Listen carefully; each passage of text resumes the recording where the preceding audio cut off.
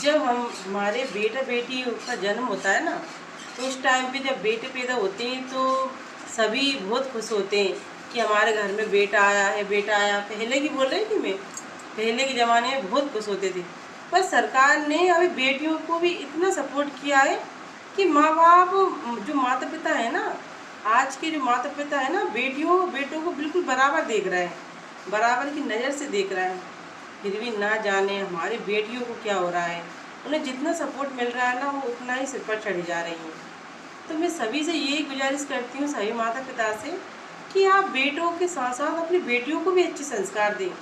हर time पे हम बेटों को ही कोसते रहते हैं कि अरे हमारा बेटा ही ऐसा है, बेटा ही वैसा है। अरे आप बेटियाँ भी तो है ना, आप बेटियों को भी शिक्षा दीजिए कि वो भी सही मार्ग पे जाएं। क्योंकि अभी ये हत्याकांड हुआ है ना मेरठ में, इससे ये समझ लो कि सबकी आंखों में आंसू हैं। हालांकि बेटियों के साथ भी बहुत प्रताड़ना होती है कि हम केस देख रहे हैं, बेटियों के साथ भी इतना कुछ गलत हो रहा है, और बेटों के साथ भी नहीं होना चाहिए।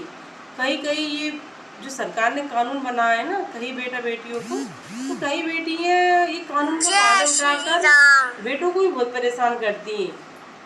हालांकि ऐसी कोई बात नहीं है, बेटियां ना बेटों को बिल्कुल, हम जो आजकल के माता पिता है ना, बिल्कुल बराबर का दर्जा दे रहा है।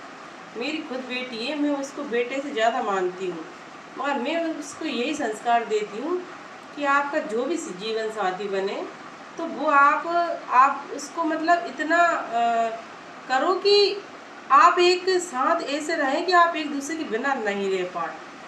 मैं सभी बेटों से, सभी माता पिता से यही गुजारिश करती हूँ कि आप सिर्फ अपने बेटा बेटियों को इतना अच्छा रखें, इतने संस्कार दें।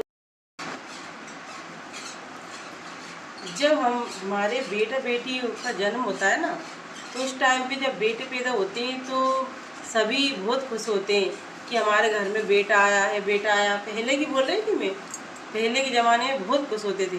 पर सरकार ने अभी बेटियों को भी इतना सपोर्ट किया है कि माँ बाप, जो माता पिता है ना, आज के जो माता पिता है ना, बेटियों बेटों को बिल्कुल बराबर देख रहे हैं, बराबर की नज़र से देख रहे हैं। फिर भी ना जाने हमारी बेटियों को क्या हो रहा है। उन्हें जितना सपोर्ट मिल रहा है ना, वो उतना ही सिर पर चढ़ी जा रही हैं। तो मैं सभी से यही गुजारिश करती हूँ, सभी माता पिता से, कि आप बेटों के साथ साथ अपनी बेटियों को भी अच्छे संस्कार दें। हर टाइम पे हम बेटों को ही कोसते रहते हैं कि अरे हमारा बेटा ही ऐसा है, बेटा ही वैसा है। अरे आप बेटियाँ भी तो है ना, आप बेटियों को भी शिक्षा दीजिए कि वो भी सही मार्ग पे जाएं। क्योंकि अभी ये हत्याकांड हुआ है ना मेरठ में, इससे ये समझ लो कि सबकी आंखों में आंसू हैं। हालांकि बेटियों के साथ भी बहुत प्रताड़ना होती है कि हम केस देख रहे हैं, बेटियों के साथ भी इतना कुछ गलत हो रहा है, और बेटों के साथ भी नहीं होना चाहिए।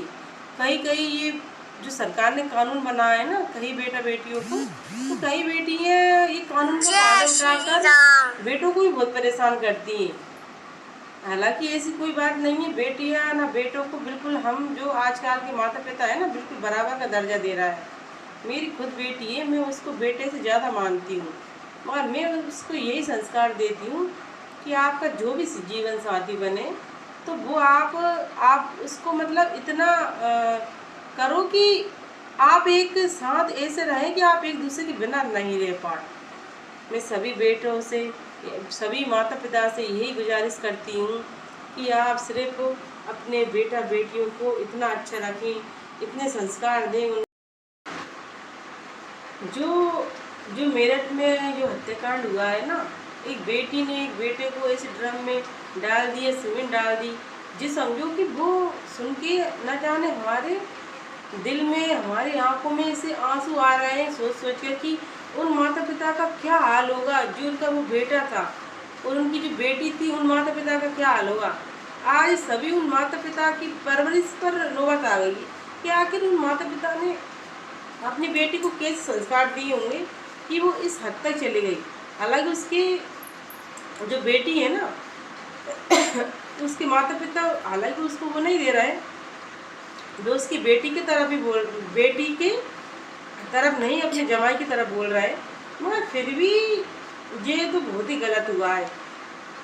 ये तो एक ऐसा हत्याकांड था जो सामने आ रहा है, मगर कई ऐसे पड़े हैं कि किसी को कुछ, कई ऐसे पड़े हैं तो किसी को पता ही नहीं है कि क्या हो रहा है हमारे देश में।